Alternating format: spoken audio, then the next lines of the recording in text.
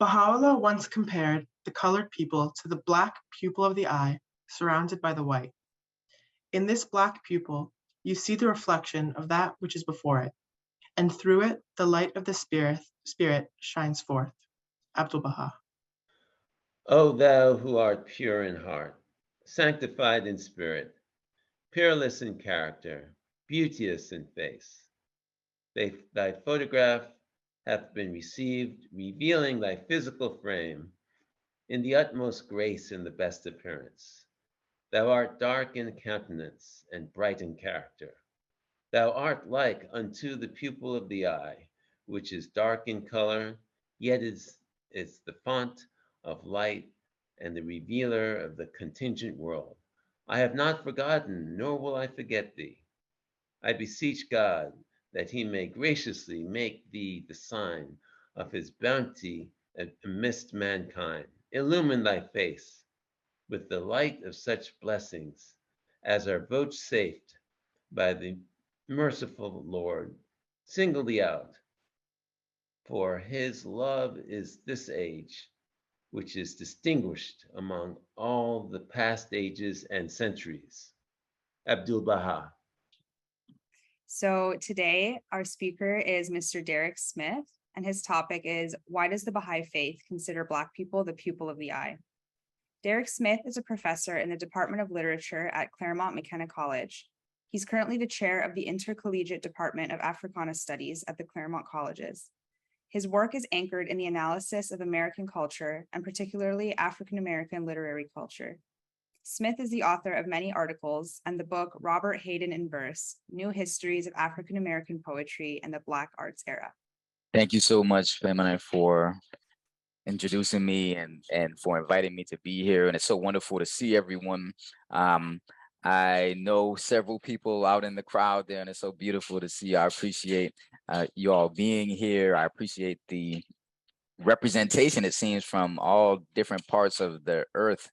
And of course, as probably all of you know, the Baha'i Faith is animated by this sort of fundamental principle of the oneness of humanity.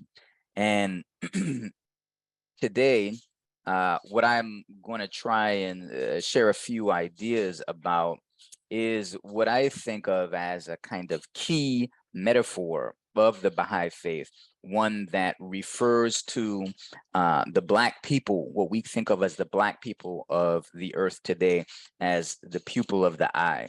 And so I'll get into that a little bit as I go further along here.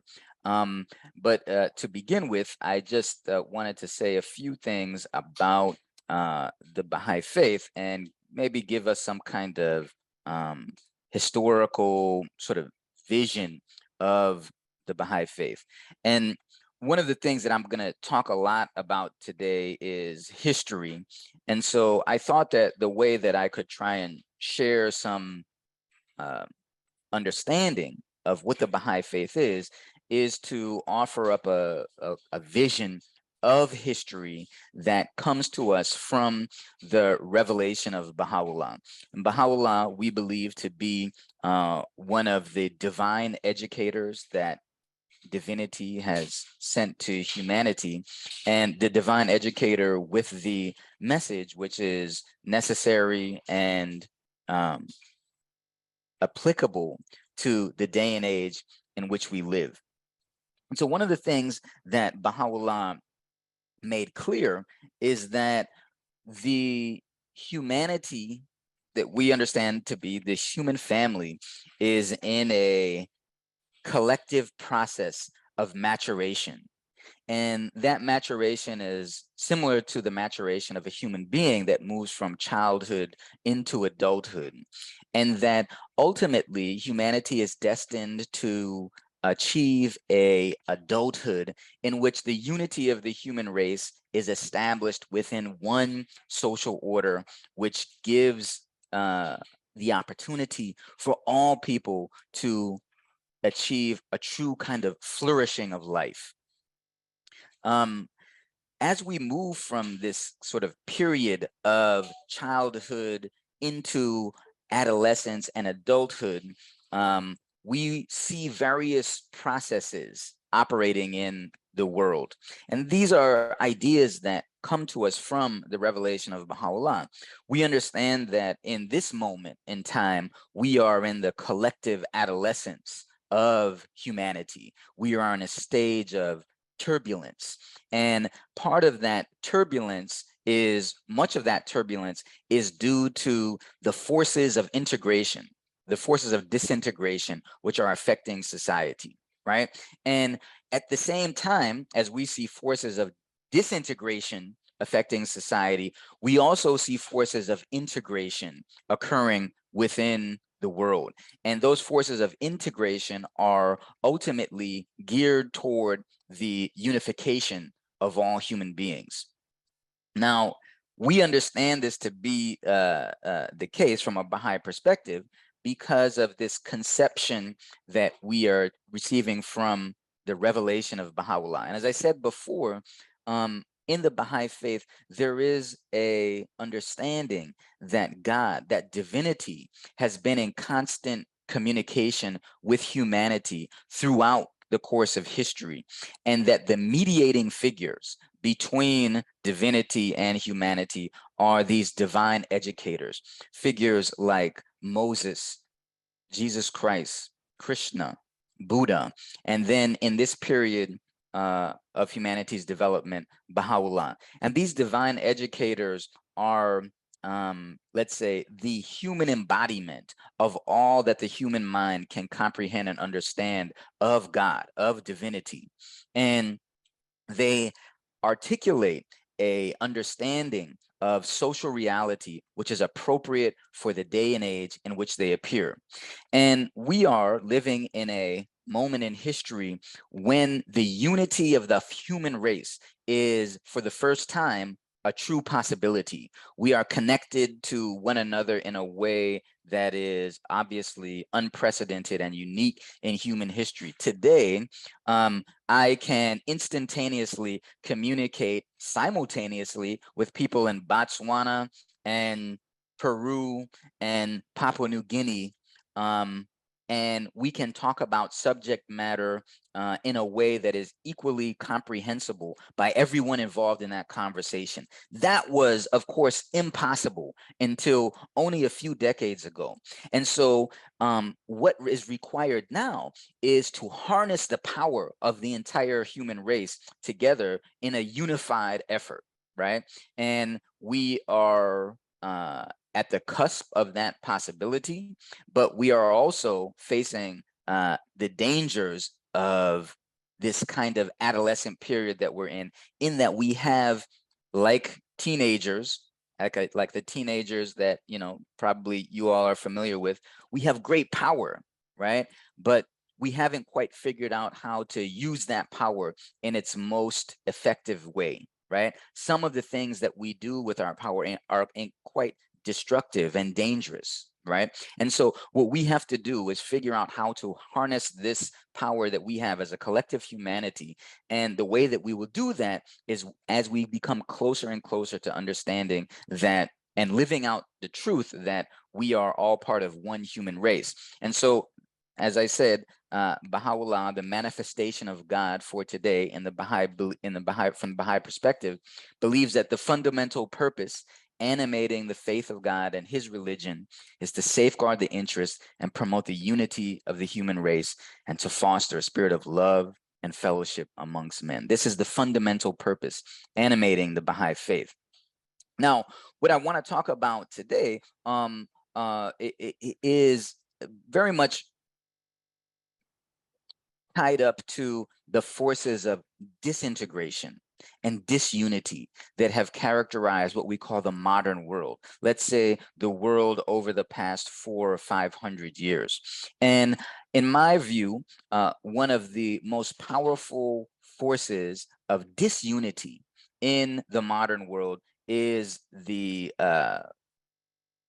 force of what we might call racism, right? And so one of the most pernicious elements of racism, the most pernicious manifestations of racism, is a particular strand of it that we might call anti-Black racism, right? And so this idea of the pupil of the eye, the metaphor that we introduced earlier in the program here, I think is a method by which we begin to address the disunifying effects of anti-Black racism. And so I'll try and sort of explain what I mean by that as we unfold this talk here. So there are these two competing forces that are operating in history at this moment, right? There are these forces of integration and these forces of disintegration. And a lot of us are very keyed to the forces of disintegration. And that's partly because like the human mind is keyed to seeing danger, right? Seeing what is wrong. It is likely that our species would not be here if we didn't have a mind, a consciousness that was acutely aware of all the dangers around us, right? All the things that presented obstacles and that threatened us, right? If not, the saber-toothed tiger would have eaten up all of our, our ancestors, and we wouldn't be here right now. But because our ancestors were so good at recognizing threats and dangers, and in fact, sort of being suspicious of the world around it, we are the beneficiaries of that. We contain a consciousness which is evolutionarily programmed, I think, to be hyper aware of dangers and what is bad, you could say.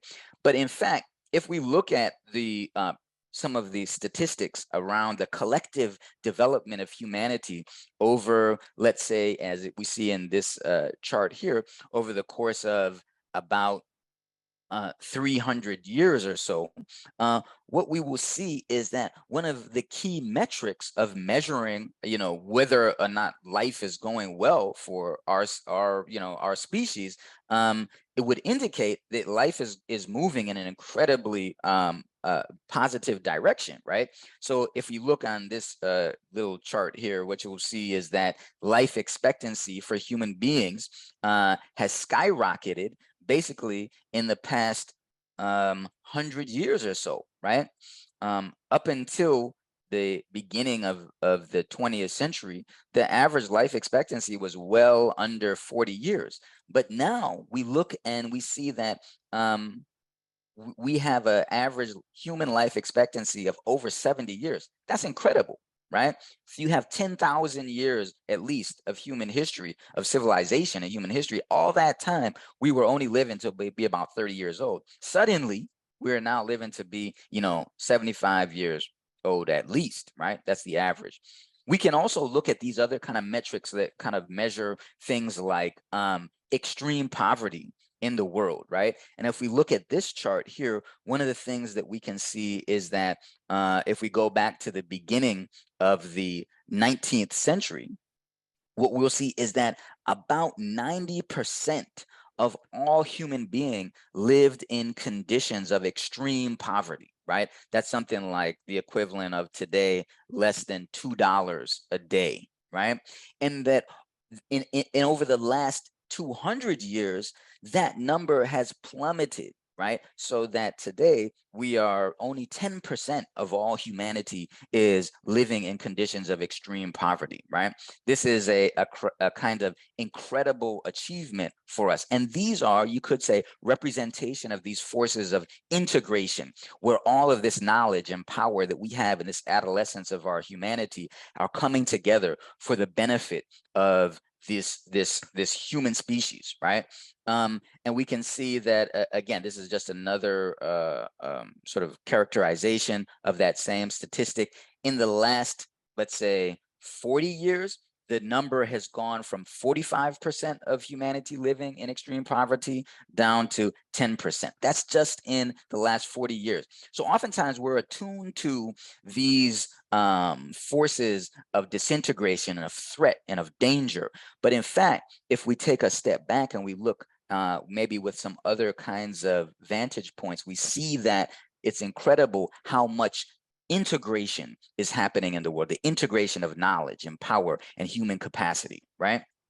Now, what I want to do now is think a little bit about sort of how race might factor into some of the story of integration, the positive story about the development of humankind over the last several hundred years.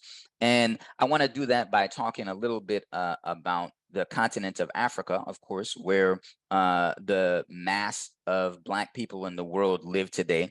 And I'll say a little bit just about myself right quick. You know, I grew up in the Caribbean, and in the Caribbean in the 1980s and 90s when I was growing up, you know, there was this kind of sense of a decolonizing political consciousness was very powerful, right? This idea that that particularly the Black people of the world needed to be released from the shackles of colonial political power, but also ideological power. And so in the Caribbean, you know, a lot through the influence of Rastafarianism and so forth, there was this kind of focus on Africa, right?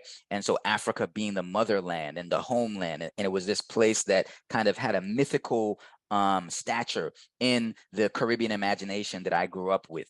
And so when I was about 19, 20 years old, I wanted to see Africa, right? So I wanted to see Africa for myself. So here is a newspaper clipping from the local newspaper in the islands where I grew up, in the Virgin Islands in the Caribbean, that shows a picture of me here in somewhere in southern Tanzania, visiting a village which was all Baha'i, right? And so when I was that age, when I was in my early, I think I just turned 20, I was, you know, I had traveled throughout East Africa to visit Baha'i communities. And of course, what I found there were some of the warmest, kindest, most intelligent, most beautiful, welcoming people that I had ever met anywhere in the world, right? Or that I had met in my life and my limited travels at that point. But I also, you know, was of course acutely aware of the material deprivations which were evident throughout Africa where I traveled to, right? And so now I think if we consider, what I want to do is consider a graph like this, which gives us an indication of the percentage of people, right, who are in Africa who are living in extreme poverty, right? So we just looked at this sort of incredible chart that charted the decline of extreme poverty in the world. And now we're looking at where that extreme poverty is concentrated.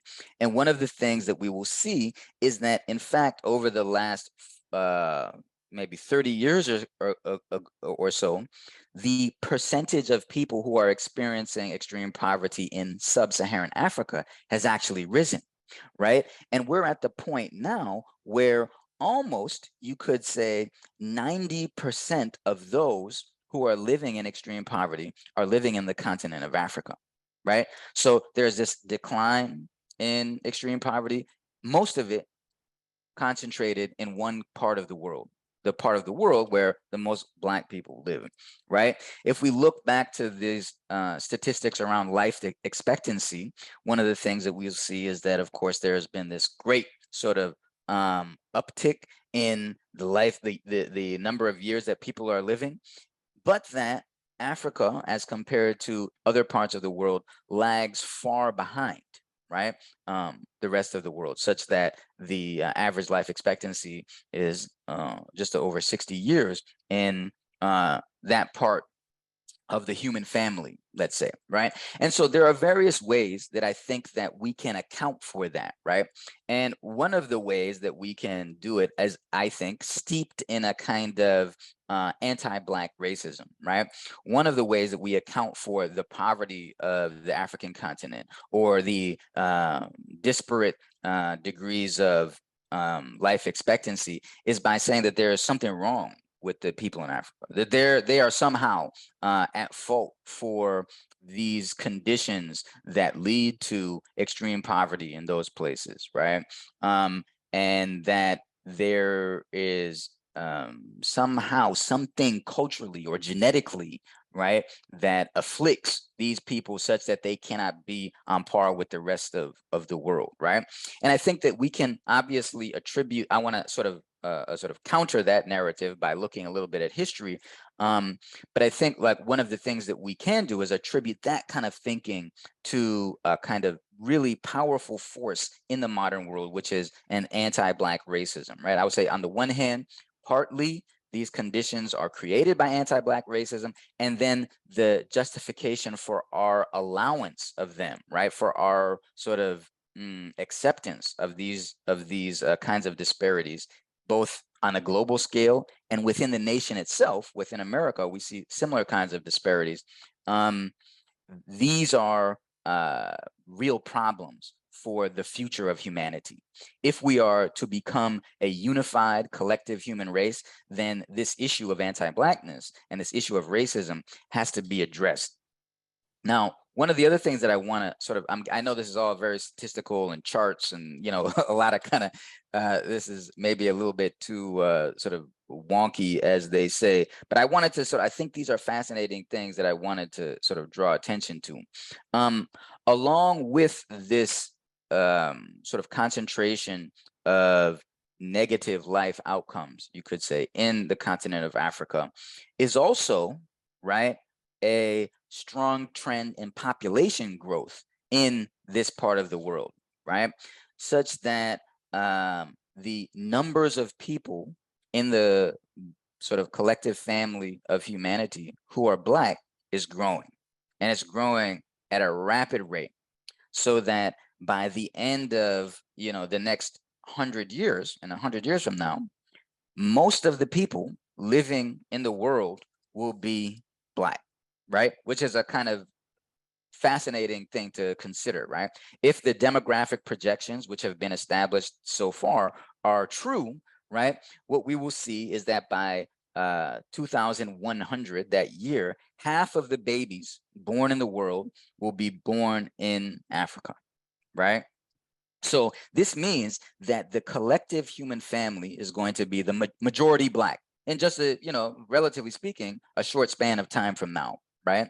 And that how can we as a collective humanity abide by a kind of ideology of racism and anti-Blackness that stigmatizes the majority of the human family? How is that going to be possible, right? 80 years from now, okay?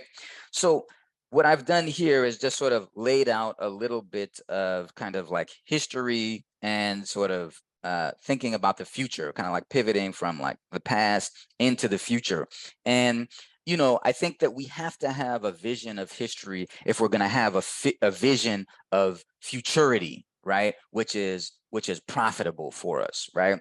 And sometimes the vision of the history that we have are, I think, not really helpful if we are going to get to this condition of unity and integration, right? And I think I'm not the only one who believes that. There are many people who are thinking about the new stories that we need about history in order to get us to the places that we want to go in futurity, right? In the future. And so some of you are probably aware of what's called the 1619 Project that was established by that was put on by the New York Times, and it offers up a vision of American history, which begins not in 1776 with the Declaration of the Independence of these colonies from their British rule, right? But instead, in 1619, when the first Africans stepped foot on the American shores as enslaved people in 1619 in where some of you are probably at, in Virginia, right?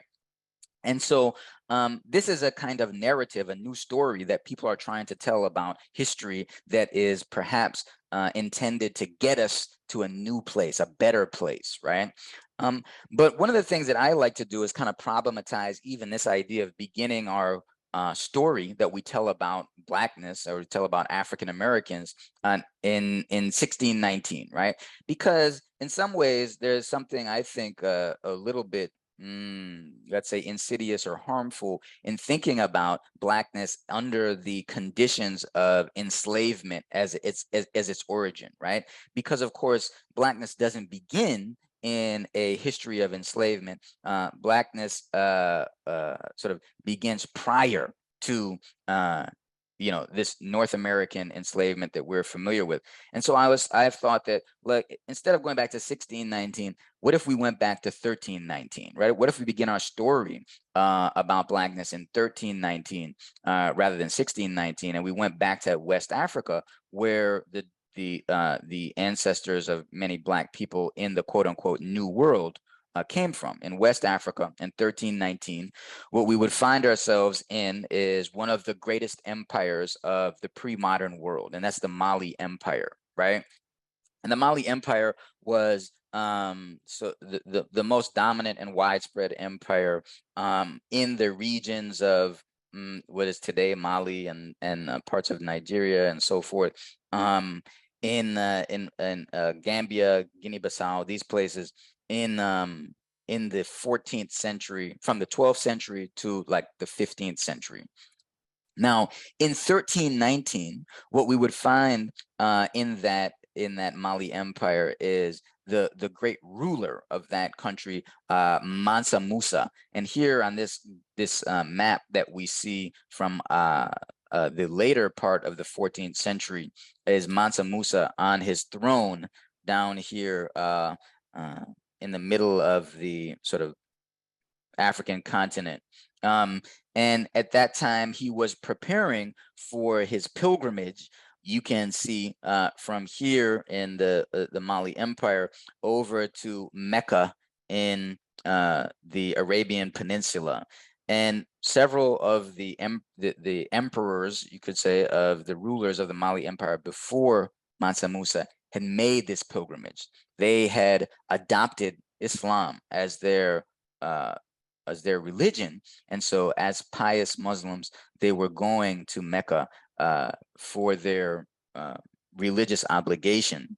Now, when Mansa Musa went, it was one of the sort of greatest journeys that had been witnessed by humanity up until that moment, right? He took with him between, the historians argue about this, but between 10,000 and 50,000 people in his entourage. And as he went across the Saharan desert, he brought with him tons of gold, right? And in this entourage, this Black entourage, if you will, moving across the African continent and into the Arabian Peninsula, Mansa Musa gave away so much gold that when he got to Cairo and gave away most of his gold there and spent lavishly buying many things, it destabilized the economy of that world, of that part of the world in the Middle East for decades, for years to come, about 10 years. And this was because he was able to do this because most of the gold that circulated in Africa, in Europe, and in the Middle East was coming out of Mali. And so when he gave it away, he was giving away this sort of commodity, which was treasured in the rest of the world, but was mostly to be found at that time in his empire. Now, he wasn't just giving that away in order to sort of, be ostentatious or to attract attention for frivolous reasons. He was doing that because he wanted to attract people back to the Mali Empire, right? He was trying to get the greatest minds, essentially, of the Islamic world to be interested in West Africa. And in fact, he was successful. And many people came back, or several important people came back with him to the Mali Empire, and it became one of the beating hearts of the intellectual body of humanity at that time.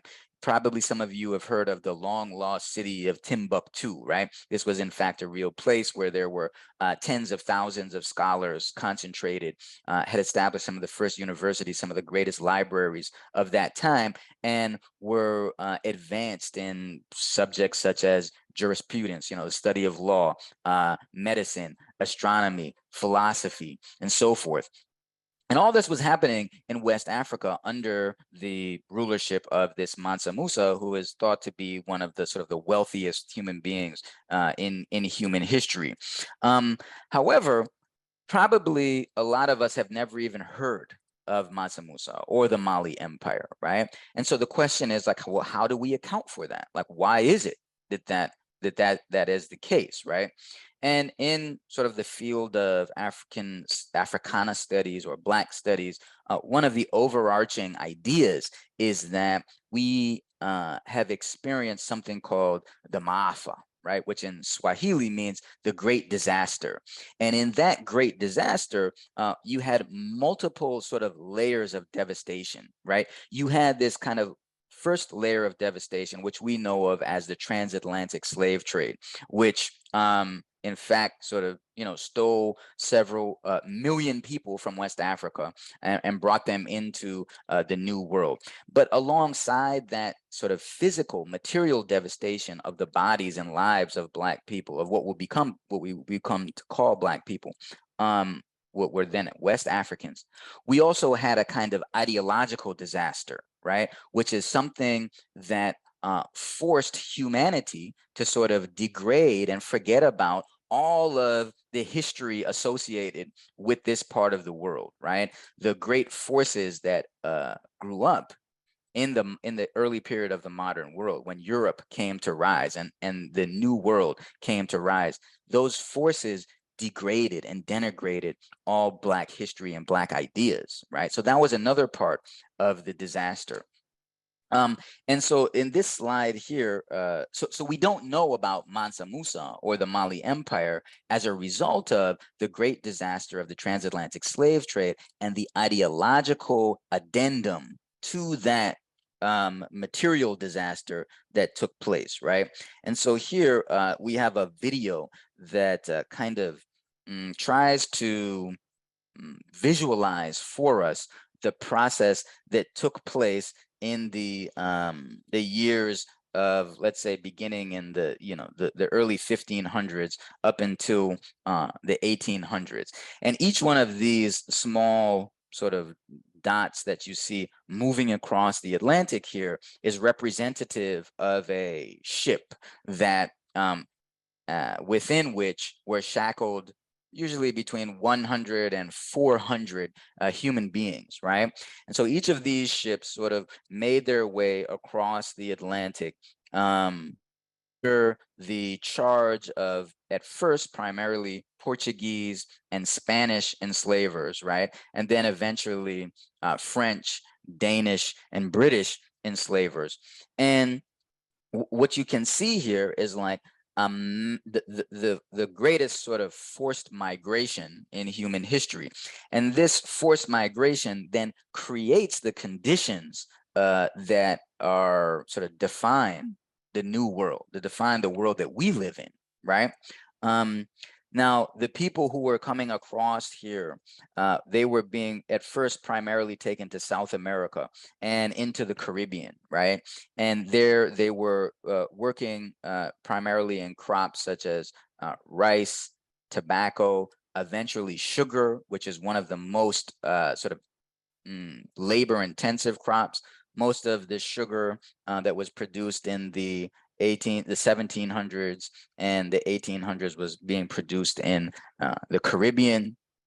And what is happening at the same time is a great deal of wealth is being created for certain groups in the human family, those that were coming from the European powers.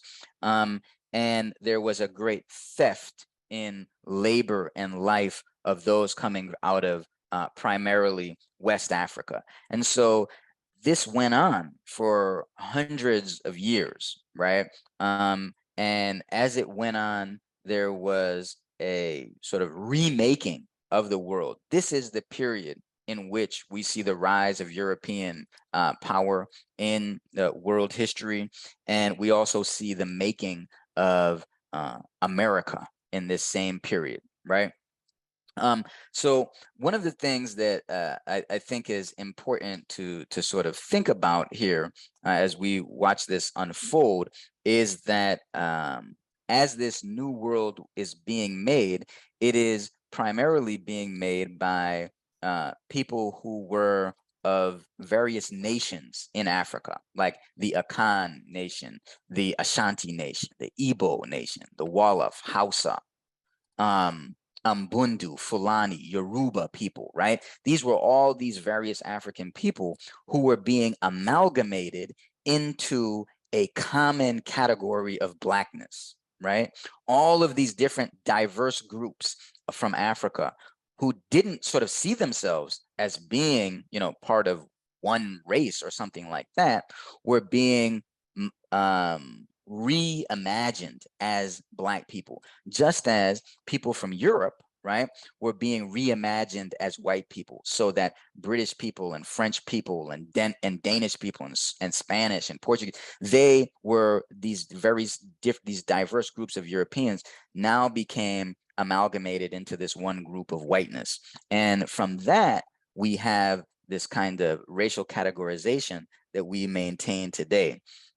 Now, one of the things that's kind of interesting to think about, I know that this sort of startled me when I first realized it, was that it's interesting to think about like the numbers here, right? So we can think how many of those immigrants, quote unquote immigrants, who shifted from the old world, Europe and Africa, to the new world between 1492 and 1776, that first 300 years of New World history, how many of those were Black people, right? These newly created Black people, these Africans, right? And how many were Europeans or white people, right? So in total, it was 6.5 million people. That's the amount of people who shifted from the old world to the new world in the first 300 years of human history.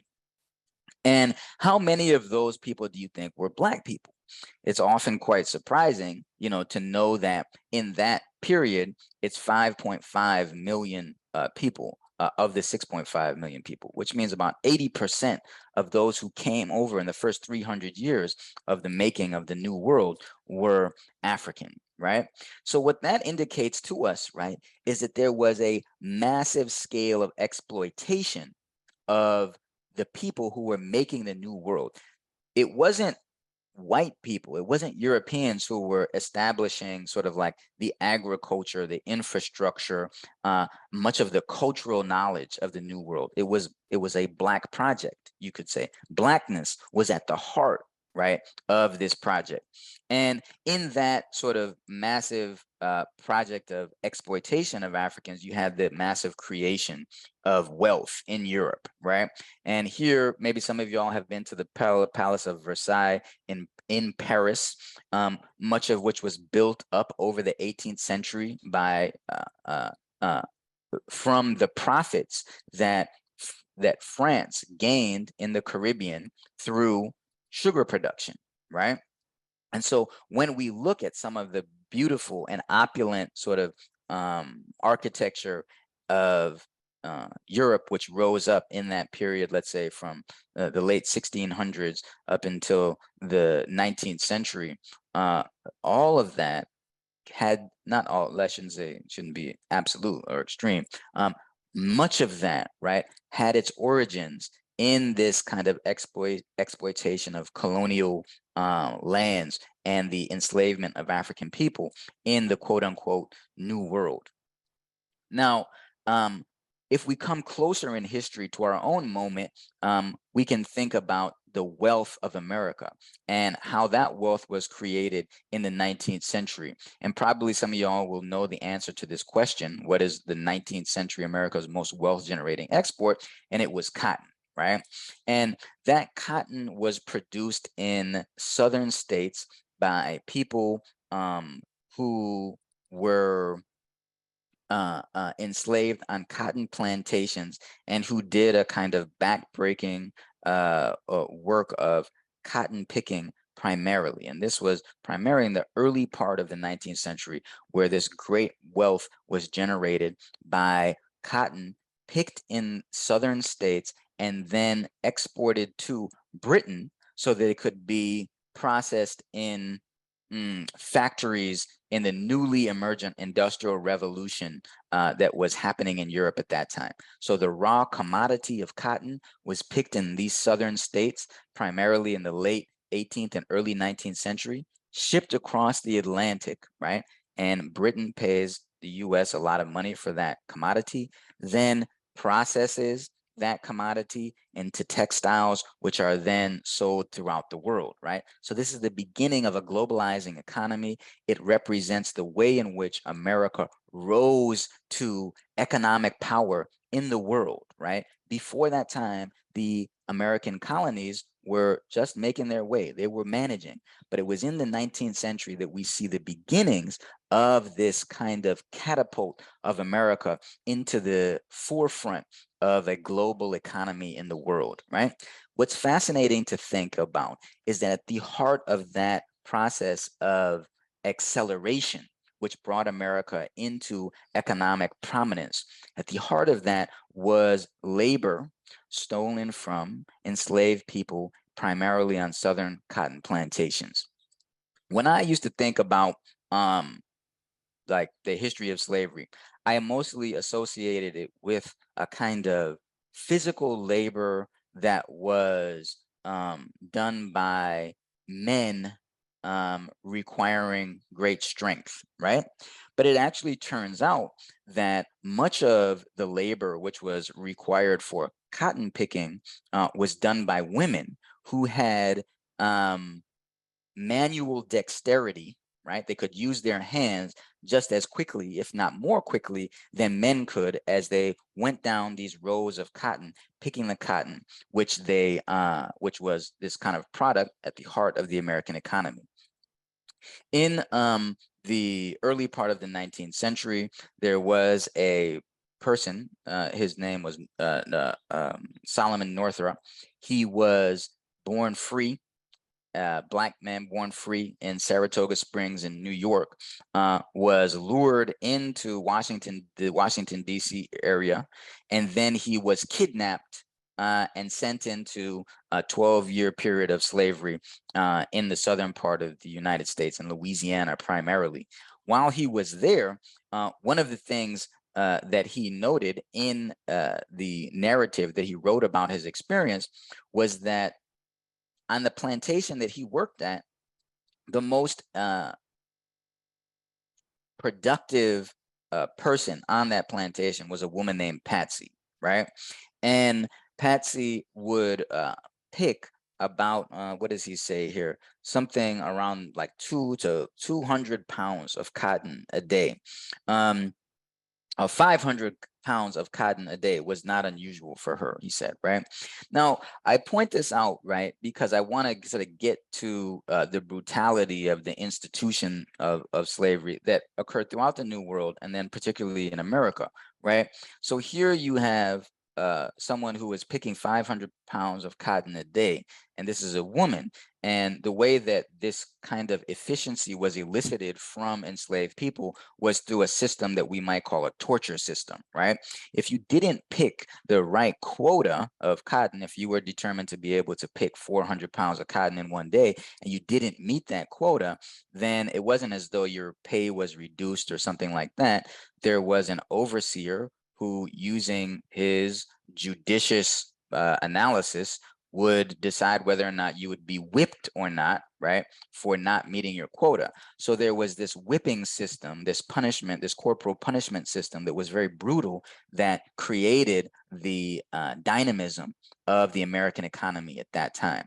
Now, what we have to also realize is that for someone like Patsy and other women who were trapped in this institution, they were also subject to the most brutal forms of sexual violation that we can imagine, right? And so if you may have been a woman working in the cotton fields, trying to achieve your quota in the daytime, you may also have been subject to rape in the night when you went home to your sort of place of rest in your cabin, right? And so you can imagine, we can only begin to imagine the horror of the systematized exploitation of Black people in the United States and throughout the New World that went on not just for one generation, right, but for generation after generation after generation, both in America and in the Caribbean, for even sort of several hundred years before it really takes hold in the United States, right? And this was an economy that didn't just, if we're talking about America, didn't just have its foothold in the South, right? The Southern cotton plantation complex, had also tendrils that went into all different parts of the world economy, the American economy and the world economy, right? So you could say that at the heart of the American and world economy in the beginning of the 19th century and even sort of into the middle of the 19th century and before the 19th century, there was a massive form of exploitation that was going on, right? And that massive form of exploitation, right, it required a kind of legitimation. Like, how could we legitimate this? How could human beings do this to one another, right? What needed to be developed, and what developed for hundreds of years since the beginning of the African slave trade, was an ideology of justification. It was a very intense ideology. It had to be a powerful ideology that could justify this exploitation.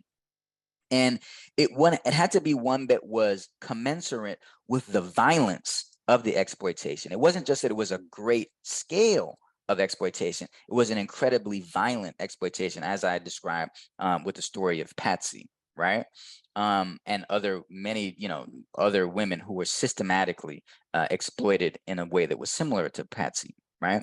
So there is this massive exploitation and the massive violence of it.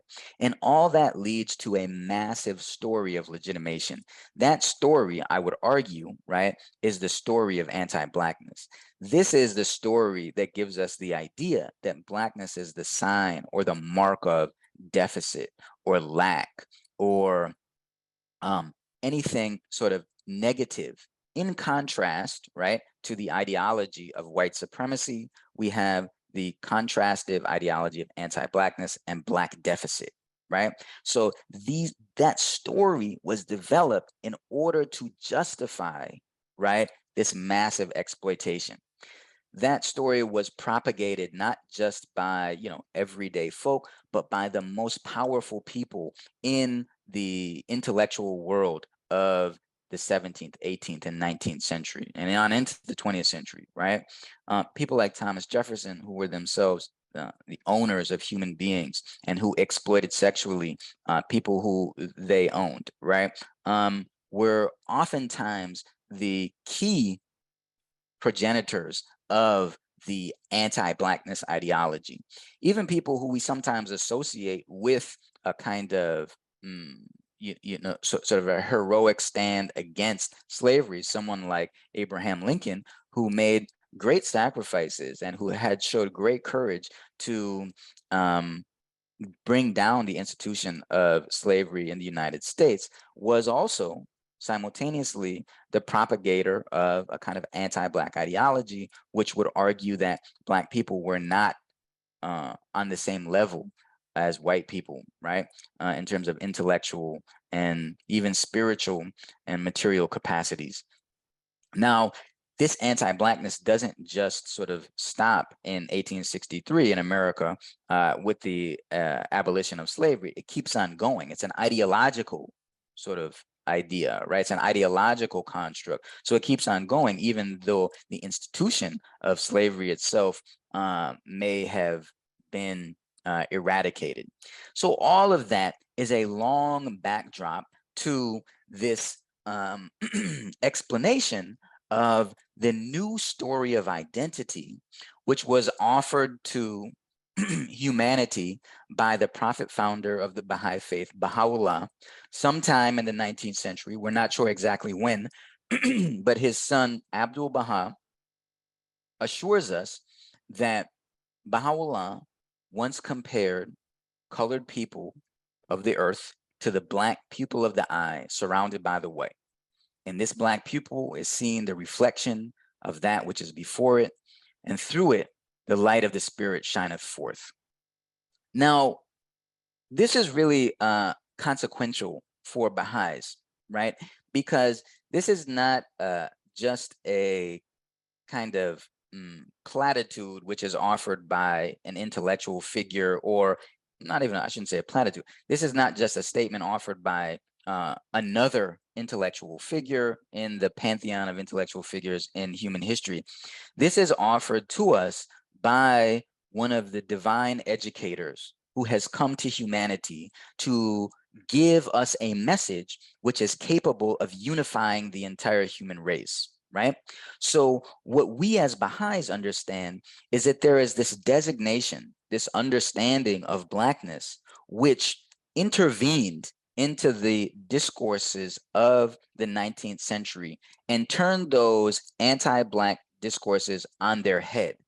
Rather than seeing Blackness as the sign of lack, of deficit, and of sin, Baha'u'llah, the divine educator for humanity in this day and age, came and said that Black people are in fact the pupil of the eye, the point through which light, the spiritual light, enters into the world, right?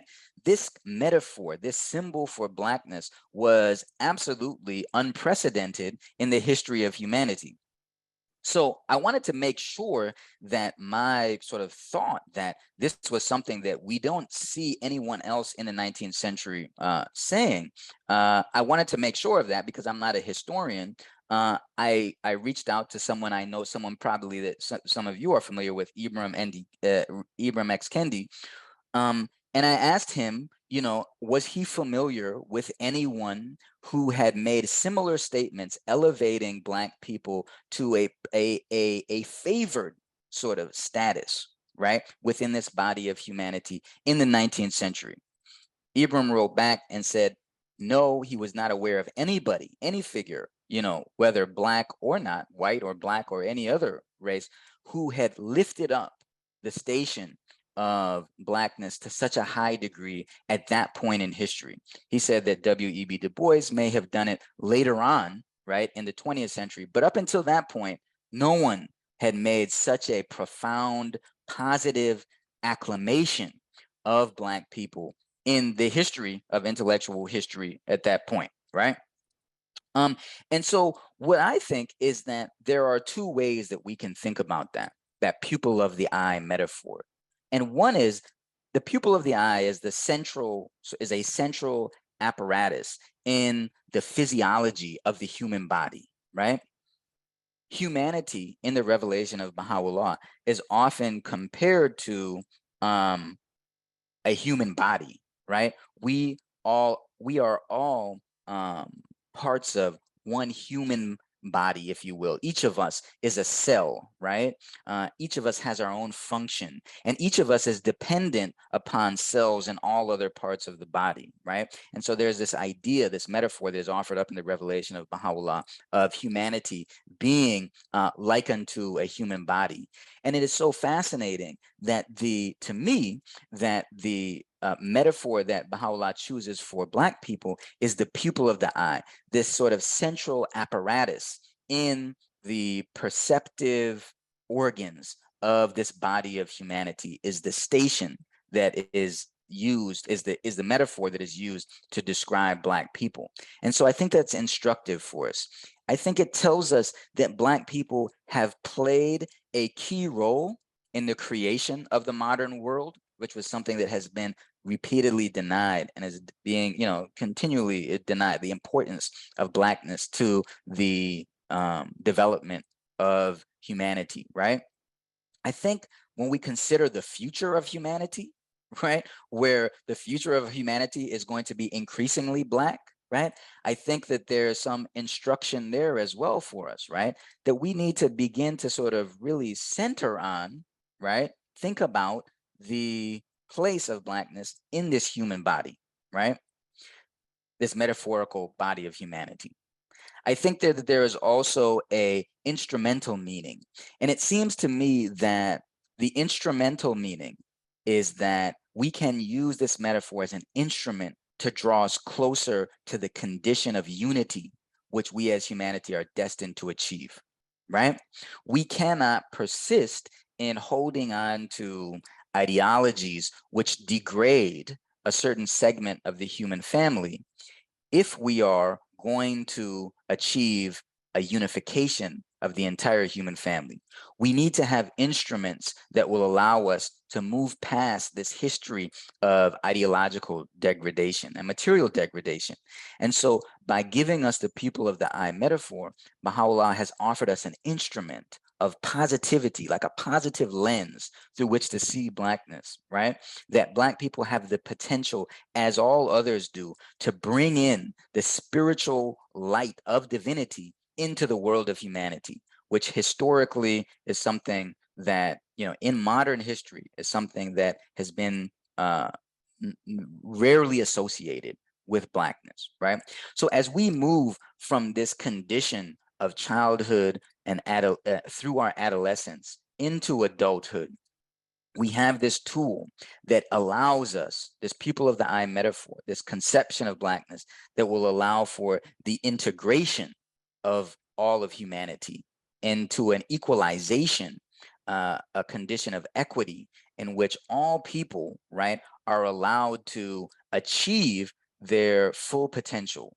The true human flourishing of each individual will be possible in this unified humanity, right, that we are destined to achieve, right? We may go through difficulties, but the divine educator for this day, Baha'u'llah, has given us prescriptions that allow us to get through the difficulties that we will face with efficiency, with effectiveness. And I see the pupil of the eye metaphor as being one of those tools that help us to get through to this condition of the unity of the human race, which we are soon, maybe not soon, which we are destined to achieve through the collective work of all of humanity together, seeking this condition in which we can all flourish and we can all achieve our greatest potential. So thanks everyone for bearing with me there for a while. Really appreciate it, and happy to try and answer any kind of questions that may come from the audience. Thanks so much. That was really enlightening and sad, but also it gives us hope as to this message you shared with us. Thank you. So if anyone has questions, you can go ahead and put it in the chat. Do you know, so there were 5.5 million survivors. Do you know how many died along the forced journey? The sort of mortality rate in the what is called the Middle Passage was around 20%, right? So I'm pretty sure it's close, you know, but on average it was 20% of the people who were put inside of these ships in West Africa and taken into primarily South America, then the Caribbean, and sometimes into North America. The survival rate was 80%. 20% of the people sort of perished in that journey. Got it. And with the idea of reparations, can the debt owed to Africans ever really be repaid? Well, this is a great question, right? Because right now, you know, there is this sort of this intense sort of discourse around reparations, and it seems to me that it would be almost impossible to kind of repay a debt which is, you know, sort of at the heart of the making of the modern world, right? From my perspective, you know, the world that we live in is just doesn't exist without this sort of massive project of enslavement. What that then means to me then is that the proper form of reparations is one in which we recreate the world, right? Using constructive means that allow for, as I have been trying to sort of emphasize there, the possibility of human flourishing for all, right?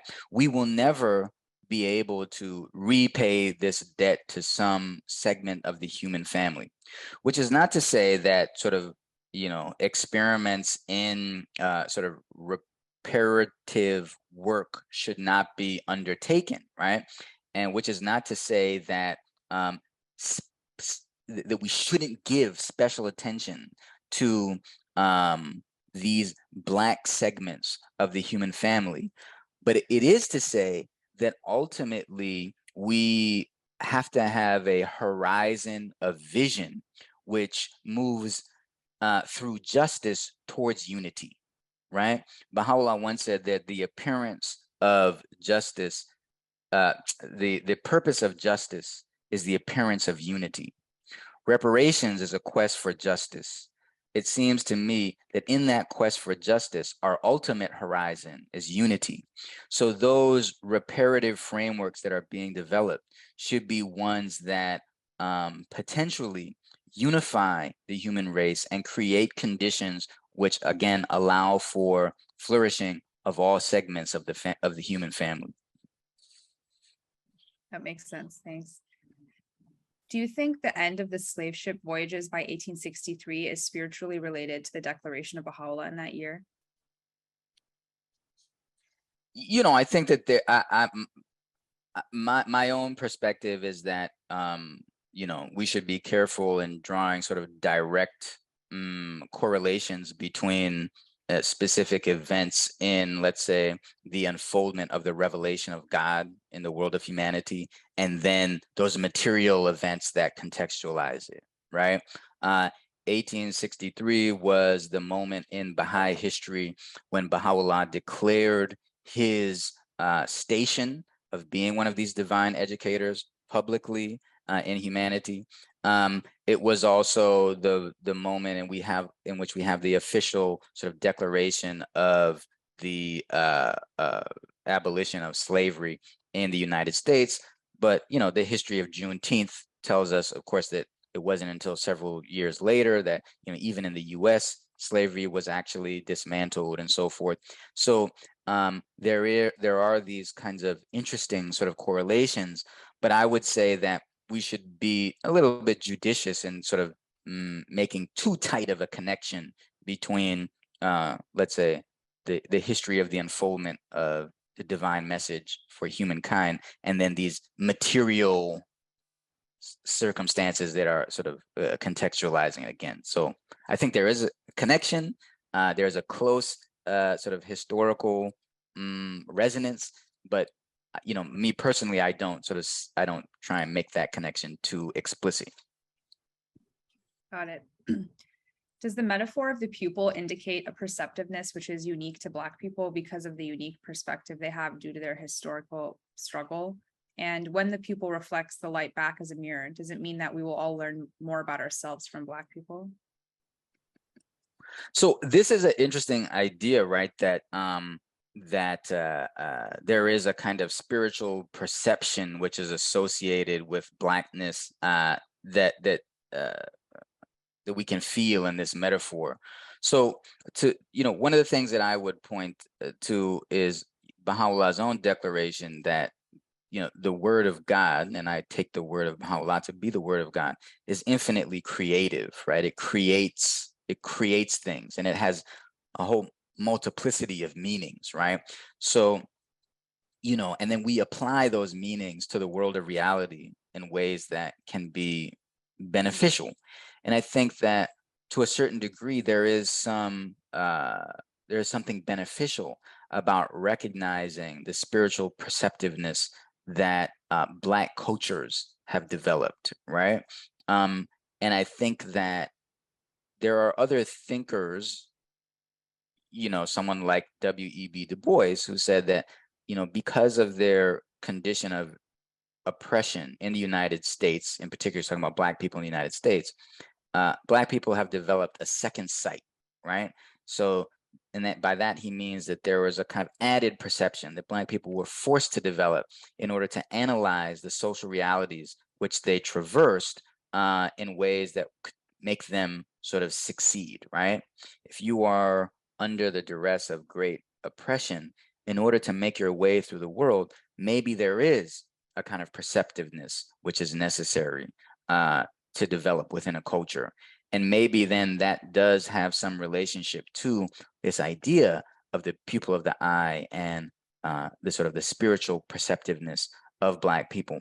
My own position is to, you know, understand that within the context of other principles, which is like the common sort of reality of the oneness of humanity, right?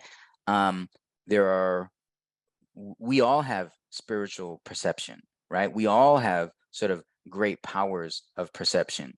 I think that endurance of oppression can heighten people's spiritual perception. I do think that that is true, right? And because of the history of Blackness in the modern world, perhaps in Black cultures, there is a heightened kind of spiritual perception. And so, yes, I think that rather than abiding by this history of degradation of Black culture and so forth, what we can as a collective humanity begin to learn for our collective advancement is that there is great value, there's great perception, there's great power in Black cultures and the ways of being resilient underneath oppression, right? That Black people have developed in the course of modern history. Thank you. Is there anything in the Baha'i writings about African Americans returning to Africa to spread the Baha'i principles and teachings to carry forward an ever-advancing civilization? At different points in the sort of the development of the Baha'i faith, there has been a need for African Americans to support and join in fellowship with people in Africa, right? And those periods have occurred in the past. As it stands right now, there may be some possibility for that, but in fact, some of the most powerful and advanced Baha'i communities in the world are in Africa now, and there is a need for supporting communities throughout the world, and communities in Africa are actually supporting those communities in other parts of the world now. So, for example, some of us are aware of the advancement of the Baha'i community in the Democratic Republic of Congo. And right now, those people who are French speakers from the Democratic Republic of Congo are actually going to other parts of the world where there are French speakers to support those Baha'i communities. So we may be in a period where the opportunity for sort of mutual support is primarily coming from the African continent to the rest of the world. And I think like this is one of the things that we are going to sort of grapple with sort of as going forward as sort of a collective human race, is that rather than seeing Africa and Blackness as the site of the need for outside support, we will begin to look at Africa as a site of leadership, right? And as a site of guidance for the rest of the world, right? Not as a sort of a point of pity or a point of, an opportunity of charity, right? Which is oftentimes how Africa is conceived of, but as a place of guidance and learning. So learning emerges from Africa, and then it will be disseminated to other parts of the world, such that we don't have this kind of recapitulation of a history of, Africa as a charity case. Yeah, that makes sense. Do you think that Du Bois's ideas were influenced by the visit of Abdu'l-Baha, whom he had met? Sure. I mean, I think that Du Bois, for those of you who are familiar with him, is one of the great sort of intellects of the American 20th century, right? And, in the 19th century as well. His ideas were powerful. They were evolving. When he sort of became familiar with the principles of the Baha'i faith, they resonated with many of the ideas that he had in that early part of the 20th century, where there was this connection that he had with the Baha'i faith. I think that there's limitations to that sort of formulation, that they influenced Du Bois. Perhaps they did, but Du Bois was, let's say, more powerfully influenced in the 1930s and 40s by the ideologies of communism, but he was also, influenced by the principles of the Baha'i faith, so yeah, I mean, I think that that's definitely there. to a certain degree. Do you think the Black cultural mindset tends to create unity within the individual more so than in other cultures? For example, the unity in the psyche of a person, of their mind, heart, and soul? Well, I'm just speaking on my own sort of perception here, which is probably not that valuable. I think that there are certain elements of certain Black cultures which kind of allow for the kind of, I guess, individual unity that is being described here. I wouldn't sort of go too far, along this kind of path of exceptionalism, let's say, right? And let me explain the sort of the background logic of, why I sometimes hesitate around these ideas of sort of exceptionalism, of Black exceptionalism, right? Because one of the things that begins to happen is that you can exceptionalize people out of humanity. You know what I'm saying? It's like oftentimes we have thought about, humanity as being everyone except Black people, right? And so I'm talking about the history of intellectual thought in the modern world, right? And so if we begin to say, well, there is the exceptional status that Black people have, which sort of differentiates them fundamentally from other people, there can be a kind of danger in that, right? Because then there is this sort of distinguishing what sort of has sometimes been called essentialism, right? Which says the essence of Black people is somehow different than the essence of all people, when in fact, from the Baha'i perspective, all people are sort of imbued with this spiritual reality of the human soul. Our essence is all the same, right? How that essence is kind of manifest in the world differs because of personal and cultural context and so forth. Sometimes the Black cultural context, it seems to me, create the possibilities for a more unified sense of self, but not all the time, right? So I guess that's how I would approach that question. Got it. So do you think that this means that all of capitalism is based on exploitation? How can economics develop in the future that isn't based on exploiting labor or environment or health? So one of the main principles of that the Baha'i world is learning to embody, right, is learning, right? So as I see it, capitalism, what they call sort of settler colonial capitalism, right, that sort of has made the modern world has been hugely exploitative. It is hugely exploitative right now. It continues to be. But it has also produced some of these massive kinds of flourishings that I tried to sort of point out in those opening charts, right? The sort of the great expansion of life expectancy, the great eradication of extreme poverty, right? To my mind, really, those are inextricable from the kinds of exploitative capitalism that has characterized human history for the past several hundred years, right? It's because of the exploitation of certain people that the great sort of majority of humankind has been able to flourish, right? And that's really, that when we really think about that, that should be a powerful kind of like concern for us, right? The exploitation of a certain part of the human family has allowed for the flourishing of many other parts of the human family, right? That exploitation was facilitated through the economic mechanism of capitalism. That's how I would view it, right?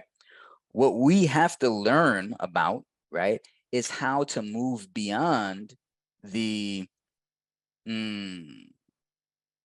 requirements of exploitation that it seems that modern capitalism has, right? So we have to learn to create societies which do not exploit, which are characterized by qualities which, to put it simply, are divine qualities rather than qualities of the lower self, of self-interest.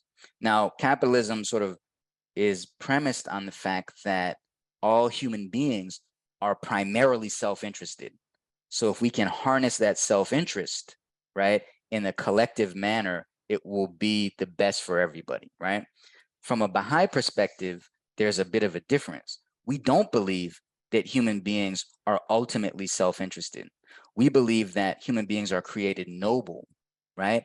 And what we need to do is create the conditions which allow for the flourishing of the nobility of all human beings, right? This is a very difficult thing to do because so much of our history, so much of our past is premised on this idea that human beings are self-interested. So the best we can do is harness that self-interest.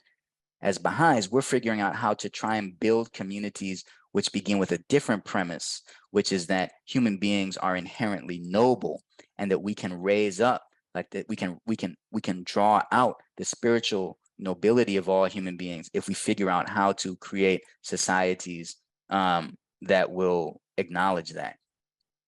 All right, looks like that's everything. So thank you so much for this really enlightening presentation. We appreciate your time. Thank you so much. Thanks to everyone for bearing with me, and for just being in this space together. It's always wonderful to share ideas and thoughts with everyone. So I appreciate this opportunity. Thanks so much. So next week, our speaker will be Mrs. Mona Khademi, and her topic will be the life of Laura Clifford Barney, the compiler of Some Answered Questions. So again, these happen every Saturday at noon Eastern time, and I've put the link to our contact form in the chat if you want to be on our mailing list. So we'll end today with a Baha'i song.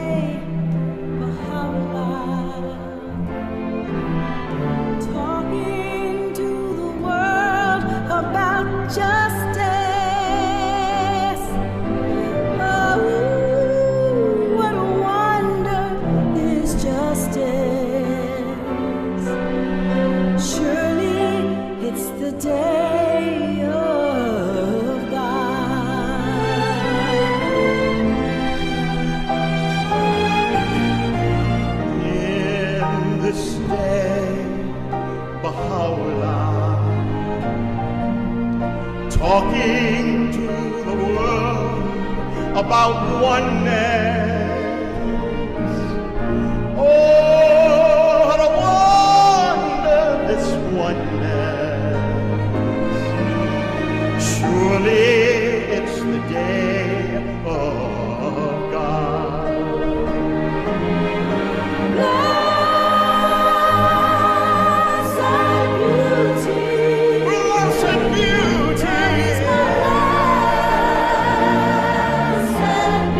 Beauty.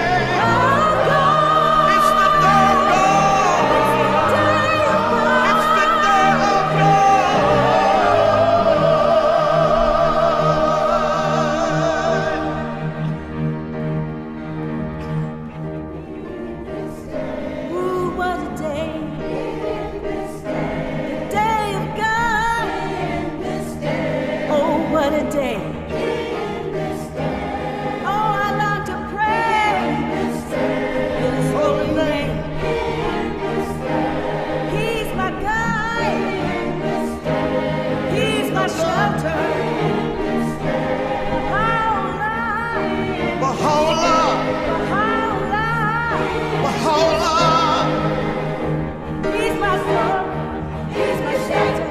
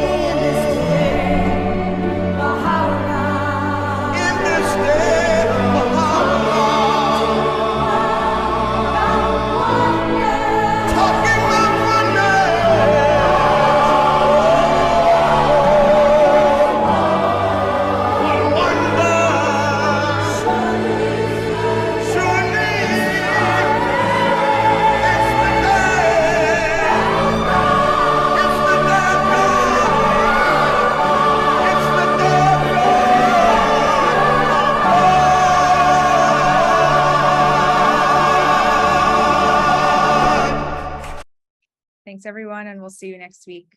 Bye.